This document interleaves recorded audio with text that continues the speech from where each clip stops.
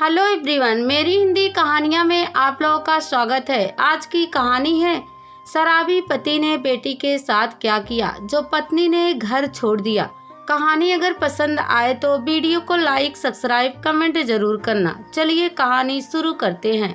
उत्तर प्रदेश के सहारनपुर जिले का रहने वाला 25 साल का राजेश कुमार रेलवे में ट्रैकमैन की नौकरी कर रहा था। उसकी पोस्टिंग बिहार के रोहतास जिले में हुई थी। वह कई सालों से रोहतास के डेहरी ऑन सोने के रेलवे क्वार्टर में रह रहा था। रेलवे लाइन के किनारे सरकारी क्वार्टर बने हुए थे। वैसे इस महकमे के सरकारी क्वार्टरों की हालत अच्छी नहीं थी। ज़्यादातर रेलवे मुलाजिम इन क्वार्टरों में रहना पसंद नहीं करते थे।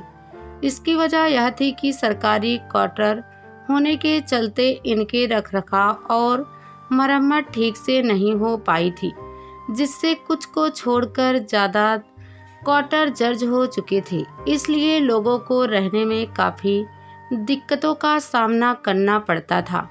लिहाजा ज़्यादातर रेलवे मुलाजिम सरकारी क्वार्टरों को अलॉट नहीं करवाना चाहते थे।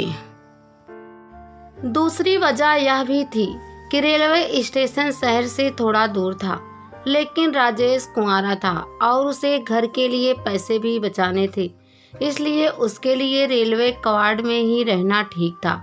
जब कोरोना की पहली लहर आई तो राजेश को हाजिरी लगाने भर के लिए ड्यूटी जाना पड़ता था, क्योंकि देश भर में ट्रेनों की आवाजाही बंद कर दी गई थी।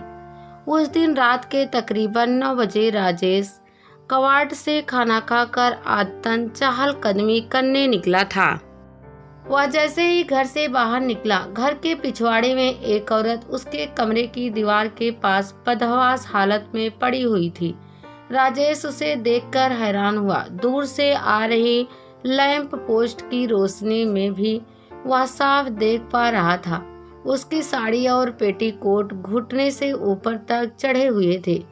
ब्लाउज का ऊपरी हुक टूटा हुआ था, जिसके चलते उसके उभार साफ दिख रहे थे।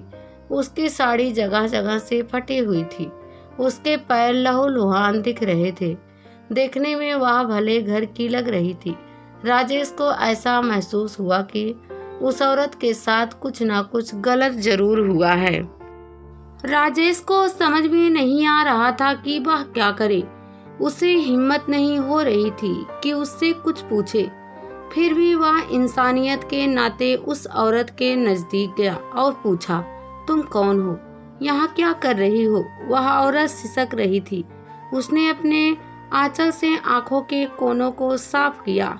वह कुछ पल राजेश की तरफ देखती रही, फिर डरते डरते बोलने की कोशिश की, मुझे जोर से प्यास लगी है। राजेश झपट कर जाकर कमरे से एक गिलास पानी ले आया था। वह पानी के गिलास को एक ही सांस में खाली कर गई थी। देखने से अंदाजा लगा कि वह काफी भूखी प्यासी है। मैं काफी थकी हूँ, मुझे सोने दो। यह कहकर वह एक तरफ वहीं जमीन पर सोने लगी थी। बाहर बहुत कीड़े मकोड़े और मच्छर भी हैं। यहाँ सोना महफूज भी नहीं है। अंदर आकर मेरे कमरे में सो जाओ, राजेश ने उससे कहा। वह औरत कुछ पल सोचती रही, क्योंकि बाहर बहुत सन्नाटा था। वह ऐसी सुनसान जगह में कभी नहीं रही थी। उसे अजनबी आदमी पर यकीन नहीं हो रहा था। फिर भी वह बाहर डर महसूस कर रही थी। वर्तमान हालत ऐसे थे कि उसे राजेश पर यकीन करना ही ठीक लगा था। इसलिए वह उसके कहने पर अंदर आ गई थी। राजेश उसे कमरे में सो जाने के लिए बोला था। उसके पास कुछ रोटियां थी, उसे खाने के लिए दी थी, पर वह बिना खाए ही कमरे में सो गई थी। राजेश बाहर बरामदे में सो गया था, किंतु राजेश को नींद नहीं आ रही थी। वह उसी के बारे में सोच रहा था। कुछ भी अंदाजा नहीं लगा पा रहा था। आखिर यह औरत कौन है? इस हालत में यहाँ तक यह कैसे पहुँची है?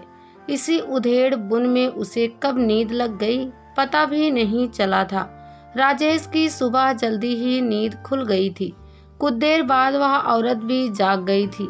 राजेश ने उसे बाथरूम के बारे में बता दिया। उसके पैर में छाले होने के चलते वह ठीक से चल भी नहीं पा रही थी। राजेश के मन में कई तरह के सवाल उठ रहे थे। तभी राजेश किचन से चाय बनाकर ले आया था। वह डरते हुए चाय पीने लगी थी और खुद के बारे में सोच रही थी। चाय पीते ही राजेश ने उस औरत से कई तरह के सवाल पूछ डाले थे। उस औरत ने बताना शुरू किया, मैं अंजलि हूँ और मेरा घर तिलौथू ब्लॉक के निमिया डीह गांव में है, जो यहाँ से तकरीबन 12 किलोमीटर दूर है। दरअसल मैं घर से भागकर रेलवे लाइन पर मरने के लिए आई थी, लेकिन लॉकडाउन होने के चलते कई दिनों से ट्रेन आ जा नहीं रही है। मैं पिछली रात को ही अपने घर से चुपके से निकल गई थी। रात भर चलने के बाद यहाँ पहुँची थी। दिन भर रेलवे लाइन के किनारे मरने के लिए भूखी प्यासी इधर उधर भटकती रही, लेकिन एक भी ट्रेन नहीं आ पाई तो मैं बहुत निराश हो गई थी। मैं भूख प्यास से काफ़ी थक गई थी, इसलिए रात में आपके घर के पिछवाड़े पड़ी हुई थी। मैं यहाँ अपनी किस्मत पर रो रही थी। मुझे समझ में नहीं आ रहा था कि अब मैं क्या करूं। मुझे सुनसान जगह होने के चलते काफ़ी डर लग रहा था। राजेश ने सवाल किया, आखिर तुम मरना क्यों चाहती हो? यह सुनकर अंजलि काफ़ी उदास हो गई थी। उसकी आंखों से आंसू छलक पड़े थे। काफ़ी कोशिश के बाद उसने बताया, मेरा पति एक नंबर का शराबी है, वह नकारा है। वह मुझे कोसता रहता था कि बेटी की शादी कौन करेगा। एक दिन शराब के नशे में उसने मेरी बेटी को बिस्तर से नीचे फेंक दिया था। ज़्यादा चोट लगने के चलते मेरी बेटी मर गई। इसके बाद मुझे अपने पति से नफरत हो गई थी, इसलिए मैं जीना नहीं चाहती थी। यह कहते हुए अंजलि की आंखों में आंसू झिलमिलाने लगे थे। राजेश को अंजलि की आपबीती सुनकर दुख हुआ था। उसे अंजलि के पति पर काफ़ी गुस्सा आ रहा था, लेकिन कुछ शक भी हो रहा था कि कोई भी औरत इतनी दूर मरने के लिए क्यों आएगी।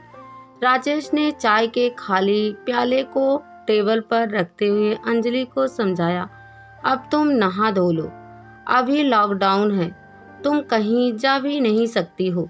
अगर तुम चाहो तो यहाँ अपने पैर के जख्म को ठीक होने तक रुक सकती हो। वैसे तुम इस हालत में कहीं जाने लायक भी नहीं हो। अरे हाँ, तुम्हारे पास तो कपड़े भी नहीं है। हैंगर पर मेरी पैंट और टी शर्ट टंगे हुए हैं। अभी तुम्हें वही पहनकर काम चलाना पड़ेगा। मैं थोड़ा बाहर से सब्जी, दूध और तुम्हारे लिए दवा लेने जा रहा हूँ। यहाँ 2 घंटे के बाद दुकानें बंद हो जाएंगी। यह कहकर वह एक थैला लेकर बाहर निकल गया। जब राजेश 1.5 घंटे बाद अपने क्वार्टर में वापस आया तो अंजलि उस हालत में भी घर की साफ सफाई कर चुकी थी। वह नहा धोकर पैंट टी शर्ट पहन चुकी थी और अपनी साड़ी, ब्लाउज और पेटीकोट को सूखने के लिए आंगन में रस्सी पर फैला रखा था। अंजलि बालों में कंघी कर रही थी। वह देखने में काफ़ी खूबसूरत लग रही थी। वह कहीं से भी शादीशुदा नहीं लग रही थी। अभी मुश्किल से उसकी उम्र 24 से 25 साल के आसपास रही होगी। खिले खिले बड़े उभारों की गुलाई और उसके गुलाबी होठ देखकर एक बारंगी राजेश का मन मचलने लगा था। राजेश ने अंजलि को गर्म दूध के साथ ब्रेड खाने को दी। इसके बाद अपने हाथों से दवा खिलाई थी। राजेश तौलिया लेकर बाथरूम में नहाने चला गया था। जब वह नहाकर आया तो ऑफिस में हाजिरी लगाने के लिए निकल पड़ा। तकरीबन 2.5 घंटे बाद जब वह घर लौटकर आया तो अंजलि खाना पकाकर उसके इंतजार में बैठी हुई थी। राजेश ने आते ही पूछा, तुमने खाना खा लिया? नहीं, अंजलि ने छोटा सा जवाब दिया। राजेश के कहने पर उसने थोड़ा सा खाना खाया। खाना खाने के बाद वे एक दूसरे के सामने बैठे हुए थे। राजेश ने उससे कुरेद कुरेद कर पूछना शुरू किया तो उसने बताया, मैं 10वीं जमानत तक पढ़ी हूँ। गरीबी के चलते मेरे मामा ने कम उम्र में ही मेरी शादी कर दी थी। क्योंकि मेरे माता पिता बचपन में ही गुजर गए थे। मेरे मामा किसी तरह से मेरी शादी करके छुटकारा पाना चाहते थे, इसलिए उन्होंने बिना जाने समझे मुझे उस पियक्कड़ के गले बांध दिया था। 1 से 2 दिन बाद ही राजेश को यह एहसास हुआ कि जिस घर में वह अकेलापन महसूस करता था, उस घर में अब रौनक आ गई थी। पहले वह घर से बाहर ज्यादा समय बिताना चाहता था, पर अब अंजलि के आते ही उसका रूटीन बदल गया था। वह ज्यादा से ज्यादा समय उसके साथ बिताना चाहता था। उसके साथ बातें करना अच्छा लग रहा था। अंजलि कुछ दिन में ही अपना दुख दर्द भूल चुकी थी। अब वह बातचीत के दौरान थोड़ा बहुत हंसने मुस्कुराने लगी थी। वह रोज उसके लिए खाना पकाने लगी थी। दोनों मिलकर खाते थे और देर रात तक इधर उधर की बातें करते थे। तकरीबन हफ्ते भर बाद राजेश एक दिन ऑफिस से छुट्टी लेकर अपने एक दोस्त की बाइक से अंजलि के गांव की तरफ चला गया था।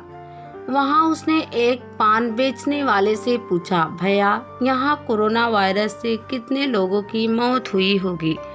उस पान वाले ने बताया, यहाँ कोरोना से किसी की मौत नहीं हुई, पर हाल फिलहाल में एक औरत ने घर से भागकर नदी में कूदकर अपनी जान दे दी है।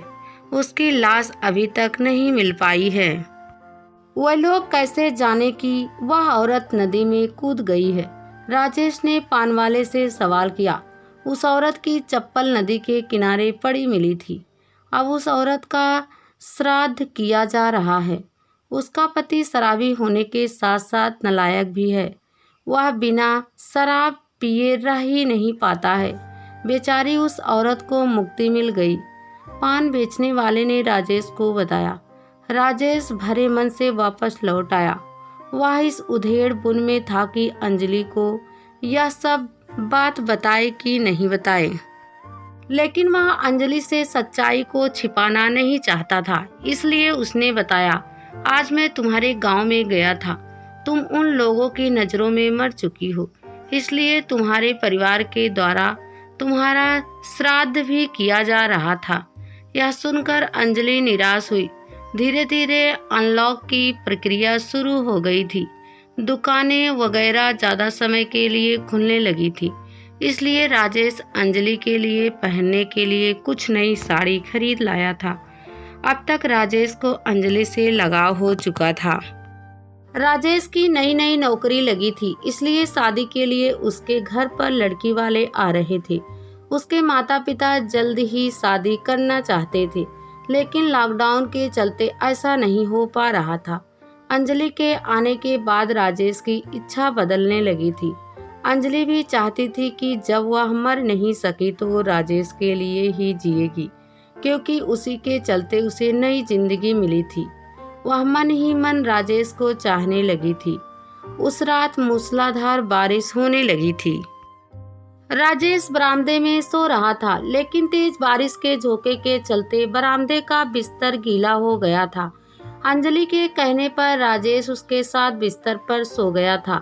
तेज हवा और बारिश के चलते वातावरण में ठंडापन भी आ गया था। ऐसे में बिजली चली गई। जैसे ही दोनों की गर्म सांसें टकराई, दोनों के अंदर बिजली कौंधने लगी थी। वह एक दूसरे की बाहों में समाने लगे थे। कुछ देर में दूरियां मिट गई थी।